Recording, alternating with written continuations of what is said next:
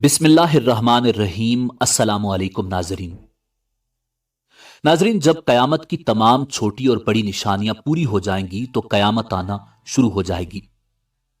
قیامت کی ابتدا نفخ سور سے ہوگی، جس کے بارے میں امام الانبیاء جناب محمد الرسول اللہ صلی اللہ علیہ وآلہ وسلم نے ارشاد فرمایا، اللہ تعالیٰ کے 4 مقرب فرشتوں میں سے حضرت اسرافیل علیہ السلام سور منہ میں لیے اپنی پیشانی جھکائے کان اللہ تعالیٰ کے حکم پر لگائے ہوئے ہیں۔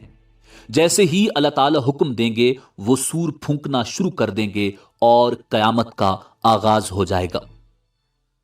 مسلم شریف کی حدیث کے مطابق یہ جمعہ کا دن ہوگا، لوگ اپنے اپنے کاموں میں مشغول ہوں گے۔ اچانک مشرق و مغرب کے تمام لوگ ایک لمبی آواز سنیں گے جو آہستہ آہستہ اونچی ہوتی جائے گی۔ اس نامانوس آواز کی ہولناکی اور سختی کی وجہ سے لوگوں میں اضطراب اور بے چینی پھیلنی شروع ہو جائے گی۔ جب سور کی آواز بجلی کی کڑک کی طرح شدت اختیار کر جائے گی تب لوگ مرنا شروع ہو جائیں گے۔ جو آدمی جہاں ہوگا وہیں گر پڑے گا۔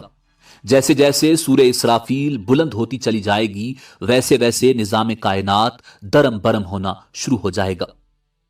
زمین آندھی میں ہچکولے کھانے والی قندیل کی طرح زلزلوں کی زد میں آ جائے گی۔ پہاڑ گرد و غبار بن کر اڑنے لگیں گے، سمندروں میں آگ بھڑک اٹھے گی، آسمان پھٹ جائے گا، سورج چاند اور ستارے بے نور ہو جائیں گے، تمام زیرو مخلوق انسان جن اور فرشتے فنا ہو جائیں گے، حتیٰ کہ ملک الموت بھی اپنی روح اللہ تعالیٰ کے حوالے کر دیں گے۔ ہر جاندار اور غیر جاندار چیز فنا ہو جائے گی، بس صرف ایک اللہ وحدہ لا شریک کی ذات ذوالجلال والاکرام باقی رہ جائے گی، اور اللہ سبحانہ و تعالیٰ کا یہ ارشاد مبارک پورا ہو جائے گا، کل من علیہا فان ویبقى وجہ ربک ذو الجلال والاکرام۔ ہر چیز جو اس زمین پر ہے فنا ہونے والی ہے اور صرف تیرے رب ذوالجلال والاکرام کی ذات ہی باقی رہنے والی ہے۔ جب ہر چیز فنا ہو جائے گی تو اللہ سبحانہ و تعالی اعلان فرمائیں گے، این الجبارون این المتکبرون لمن الملک اليوم۔ دنیا میں جبار بننے والے کہاں ہیں؟ دنیا میں متکبر بننے والے کہاں ہیں؟ آج کے روز بادشاہی کس کی ہے؟ طویل سناٹے کے بعد اللہ سبحانہ و تعالی خود ہی اس سوال کا جواب ارشاد فرمائیں گے، للہ الواحد القہار۔ آج کے روز بادشاہت صرف اللہ واحد اور قہار کی ہے۔ مسلم شریف کی حدیث کے الفاظ یوں ہیں، انا الملک این الجبارون المتکبرون۔ میں ہوں بادشاہ، کہاں ہیں دنیا کے جبار اور متکبر؟ ایک طویل مدت جس کا علم اللہ سبحانہ و تعالیٰ کو ہے سکون اور سناٹے میں گزر جائے گی۔ پھر جب اللہ تعالیٰ چاہیں گے نئے سرے سے آسمان، زمین اور فرشتوں کو پیدا فرمائیں گے۔ نئی زمین میں عمارتوں، درختوں، پہاڑوں اور سمندروں کا نام و نشان تک نہیں ہوگا، بلکہ وہ سفید، ہموار اور چٹیل میدان ہوگی جو اپنے رب کے نور سے خوب روشن ہوگی۔ انسانوں کو دوبارہ پیدا کرنے کے لیے آسمان سے ایک بارش نازل ہوگی جس کے نتیجے میں ہر انسان کی ریڑھ کی ہڈی سے پورا انسانی ڈھانچہ تیار ہو جائے گا اور اس پر گوشت پوست بھی چڑھا دیا جائے گا۔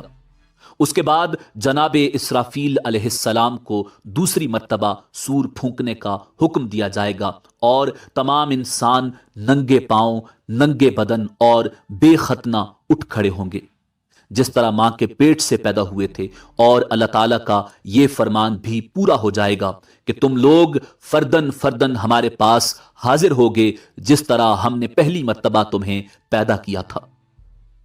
سب سے پہلے امام الانبیاء جناب محمد الرسول اللہ صلی اللہ علیہ وآلہ وسلم اپنی قبر انور سے اٹھیں گے، پھر حضرت عیسیٰ علیہ نبینا علیہ السلام اور دیگر انبیاء کرام، شہداء، صلحاء، فضلاء اور اہل ایمان اٹھیں گے، پھر فساق، فجار اور پھر کفار و مشرکین۔ قبروں سے کافر، مشرک، فاسق اور فاجر لوگ اپنے اپنے اعمال کے مطابق اٹھیں گے۔ کوئی اندھا، کوئی بہرا، کوئی لنگڑا، کوئی چونٹی کی شکل میں اور کوئی سر کے بل اٹھے گا۔ کافر اس غیر متوقع زندگی کے مناظر دیکھ کر شدید خوف اور دہشت کی کیفیت میں مبتلا ہوں گے۔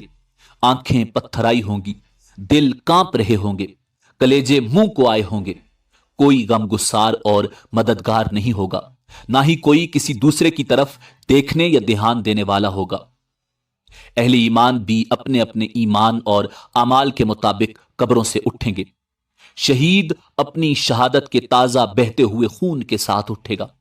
حالت احرام میں فوت ہونے والا حاجی تلبیہ پکارتے ہوئے اٹھے گا، لبیک اللہم لبیک، لبیک لا شریک لک لبیک، ان الحمد والنعمت لک والملک لا شریک لک۔